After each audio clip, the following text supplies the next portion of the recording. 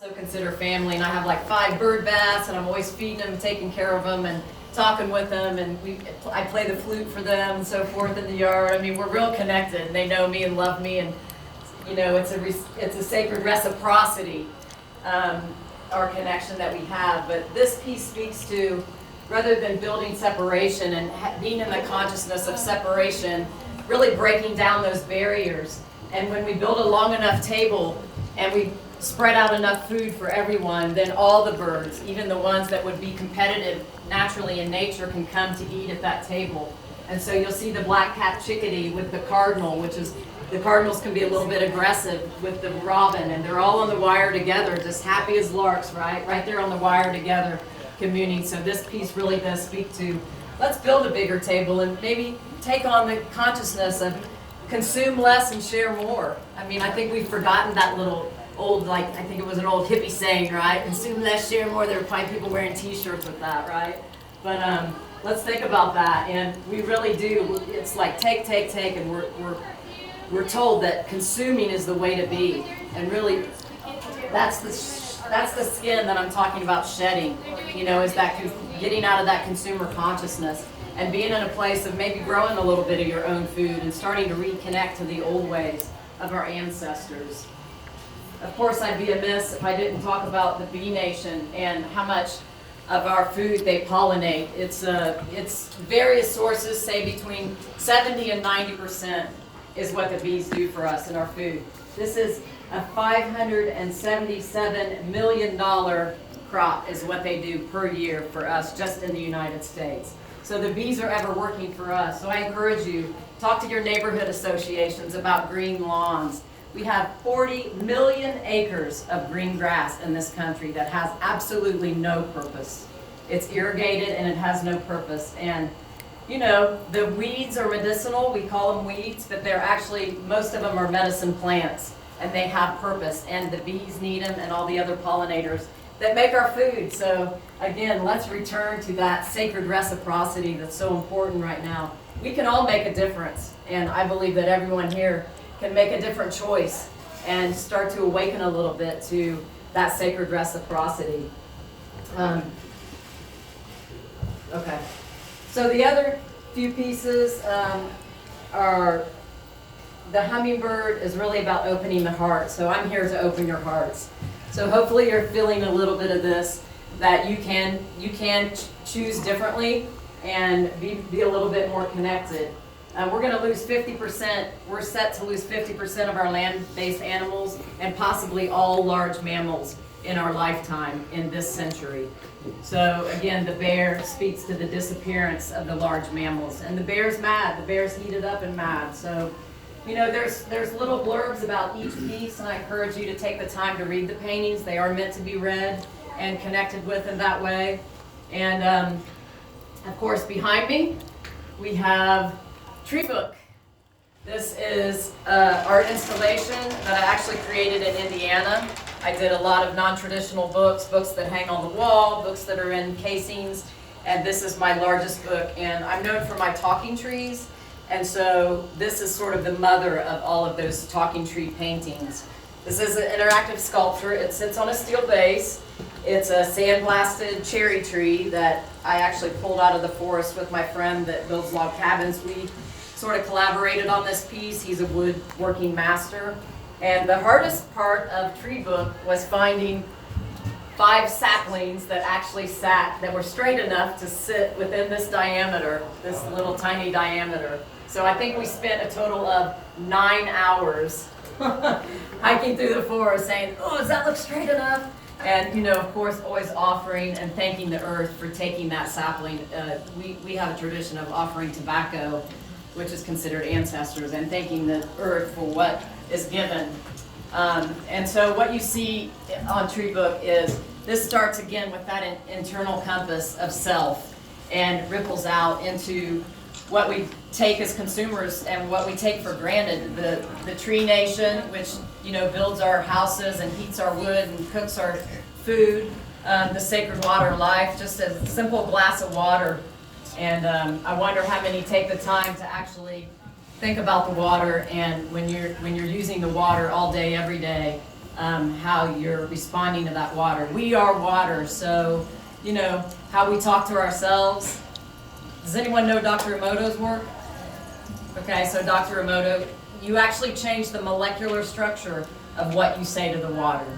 So you can actually spend time, I call it praying, you can call it whatever you would like, but you can put energy into the water and actually change the molecular structure of the water. So when I spend time with water, I'm always, whoever this water touches, please let their consciousness raise up so you can reconnect with this sacred water of life that is in all of us. And it is our vital source that keeps us all alive and keeps everything alive. So it's our job to do better to protect our water of life.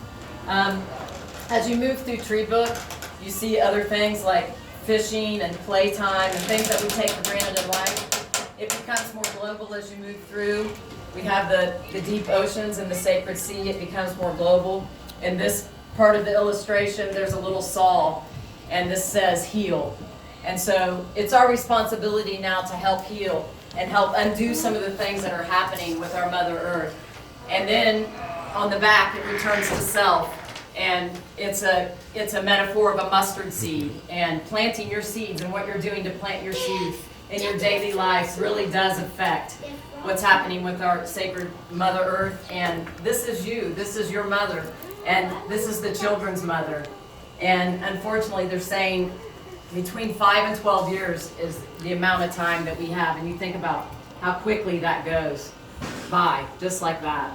So we have very limited amount of time to be making different choices.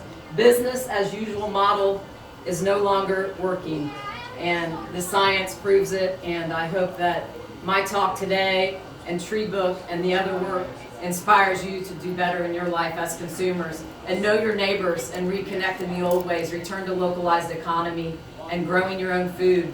And Tree Book has a lot of power, and so how Tree Book ends is how true are you? And again, it returns to that sacred reciprocity of your taking and what are you giving. So I encourage all of you to sort of sit with that and marinate with that a little bit today. And Tree Book's been a wonderful piece. At the top, you see how there's like some disconnecting going on with it. Not only is the deforestation rate is alarming, and the trees breathe for us, right? They are our lungs. We breathe in sacred reciprocity together. So you're starting to see Tree Book sort of cut off at the top and moving sort of in this mystical way. Like what's going to happen when the trees disappear? What's going to happen when the water disappears? You know, we focus so much on money, and I encourage you to focus more on Mother Earth and return to that space that's right under your feet, because without the biodiversity under our feet, we don't have the nutrients we need in our food and so forth. So that's why Tree Book sits on the earth to remind us to go back and return to the earth. And so I thank you all for being here and for caring about the earth, and I encourage you, do your own research, how you can be better consumers. I will be hopefully delivering here a climate reality talk. Like I said, I was just trained through Mr. Bourne's life work for the climate leadership program. And so I'll be pairing my art with that, and Tree Book will be sort of a cornerstone in that. And I believe Kevin has a special announcement about Tree Book. Yes, thank you, Shannon. Really appreciate you being here. So for those of you who don't know me, I'm Kevin McCauley. I'm the executive director here at Blue Heron, and we are so blessed to have Shannon here for this quarter displaying her art. And each quarter we have a different artist come and present their art to us, and it's all art that has some touch point to nature. And I think Shannon has really made a powerful statement with the work that you've done here, and we're really very thankful that you've chosen to come and display your work here. The thing that Shannon is alluding to is Tree Book is a special piece of art, and when Shannon was here delivering it and installing it, it really touched my heart, and I know it touched the heart of others who saw it, including Nancy Jones. Nancy Jones is a founder of Blue Heron. She came and was at the art opening for Shannon, and she later spoke to Sally. There's Sally. Sally had mentioned how important she felt it would be to have Tree Book here. So we are starting a campaign to raise money, and Shannon is partnering with us on this effort to raise money to bring Tree Book home. We consider Tree Book part of what Blue Heron is, and we have over 1,200 large trees in Blue Heron. We took an inventory several years ago. And I think having Tree Book here as a testament to the work that you're doing and the message that you're trying to get out here would really be special for us to have. So with that, we're announcing a campaign to raise $7,500 over the course of the next couple of months. And we welcome you and ask you to participate in that. We've set up a text line that you can text your donation to. It's 444-999. Text in Tree Book to that number and making a donation. And Shannon has some handouts for you. Let's just pass those around. So again, art is extremely important to us here. Shannon has done a wonderful job in expressing the work that you have, and I think you've touched my heart. I think you've touched other people's hearts in this room, so thank you again for coming. Yay! Please feel free to give generously. This is a wonderful piece of art, and we'd love to have it here so it can continue to send the message of being connected to nature and being part of nature. Because that's really what we feel Blue Heron is. It's an opportunity for you to come, experience a place that you don't necessarily normally see in a busy city like Atlanta, but be able to appreciate and enjoy the outdoors, appreciate and enjoy what nature can give back to you and what you can do for nature. So thank you again for coming. Thank you again for being here. Thank you, today. Kevin. And I just wanted to add that we will be offering a hand-signed G-clay print of either the Flo, the green sea turtle, or the cephalopod print with a certificate of authenticity for anybody who donates $500 or more. So that would be a very generous offering, and I believe we can do this really quickly and easily. Everybody can just give a little bit. We'll get there in a big hurry. So thank you so much for supporting local art, and thank you for loving our Mother Earth and all she does. And I beg you to return to sacred reciprocity. So thank you so much. Aho! We